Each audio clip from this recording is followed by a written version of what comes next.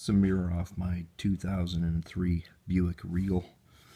It's electronic, and I noticed that the little lights underneath here come on and off, and if you wiggle, I've taken it off now, obviously, the window, and if I wiggle the connection, the electrical connection here, then the lights come on.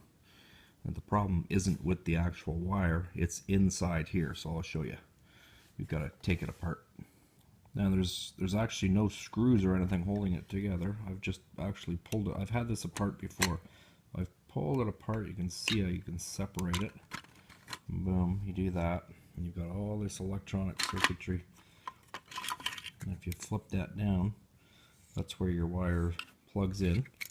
But your issue is now on this back side. So you've got to resolder all of those.